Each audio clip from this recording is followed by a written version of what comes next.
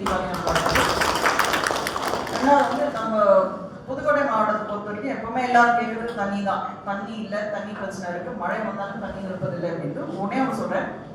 நம்ம கண்டிப்பா புதுக்கோட்டை மாவட்டத்தில் ஏகப்பட்ட கண்மாய் இருக்கு. ராஜா காலத்திலே புதுக்கோட்டை கண்மாய்கள் மாதிரி எந்த மாவட்டத்தையும் நான் பார்த்ததே கிடையாது. அதுக்கு அதை செஞ்சு அதுக்கான மருத்துவரைகளை அமைச்சு ஒரு கண்மாயில வந்துன்னா அடுத்த கண்மாய் போகிறதுக்கான வழிவகையும் செஞ்சிருக்காங்க. ரொம்ப பெரிய விஷயம். நம்ம ராஜாக்கள் பயங்கரமான இன்ஜினியர்ஸாக இருந்திருக்காங்க, நல்லா பண்ணியிருக்காங்க. பட் துரதிருஷ்டவசமாக அந்த காலப்போக்கில் அதை சரியாக மெயின்டைன் பண்ண முடியாமல் போயிடுச்சு. ஸோ அந்த மாதிரி ஒரு சூழ்நிலை இருந்தாலும் இப்போ கவர்மெண்ட்டே தமிழ்நாடு அரசாங்கமே என்ன பண்ணியிருக்காங்க அப்படின்னா கண்மாய்களை தூர்வார வேண்டும் அப்படின்னும், அந்த தூர்வாரத்தை எப்படி பண்ணலாம் அப்படின்னா ஒன்று கவர்மெண்ட் பணத்தில் பண்ணும், இன்னொன்று வந்துட்டு நம்மளோட தன்னார்வலர்கள் மூலமாக பண்ணுவோம் அப்படின்னு சொல்லி 2 விதமாக பண்ணிட்டு இருக்கோம். இந்த ஆண்டு கடந்த ஒரு 5 மாதங்களில் 284 கண்மாய் அரசாங்கம் மூலமா தூர்வாரி அந்த இடத்துல பனை விதைகள் நட்டிருக்கோம்.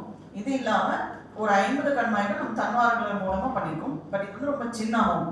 2000 கண்மாய் 20,000 கண்மாய் இருக்கிற இடத்துல 200 பண்ணுறது ஒரு சின்ன ஒரு நம்பராக இருந்தாலும் இது தொடர்ந்து செய்யப்படும் அப்படின்னு தெரிவித்துக் கொள்கிறேன். ஒன்று. ரெண்டாவது வந்துட்டு நம்ம டிபிசி பற்றி பேசிட்டு இருக்கோம். மழை வந்தாச்சு, நம்ம டிபிசி பேசிட்டு இருக்கோம். குறுவை சாகுபடி நடந்துட்டு இருக்கு. இது வரைக்கும் நம்ம 74 டிபிசி ஓப்பன் பண்ணியிருக்கோம் நம்மளோட புதுக்கோட்டை மாவட்டத்தில். அதன் மூலமாக கிட்டத்தட்ட நம்ம 17,496 மெட்ரிக் டன் கொள்முதல் பண்ணியிருக்கோம். இன்னைய தேதி வரைக்கும் எல்லாமே நம்மளோட குடோனுக்கு போயாச்சு. இப்போ இருப்பு இருக்கிறது 6,930 மெட்ரிக் டன் தான் இருக்கு. இப்போ நம்ம ஒரு விவசாயி சொன்னாங்க நமக்கு வந்து கிட்டத்தட்ட 7,000 கிலோ இருக்கு அப்படின்றது. அதை எடுத்து கண்டிப்பாக ஏற்பாடு செஞ்சிடும். 6,000 கிலோ சொல்லிட்டு இருந்தாங்க, கண்டிப்பாக அதை ஏற்பாடு செஞ்சிடும். பட் அதே சமயத்தில் நம்ம வண்டி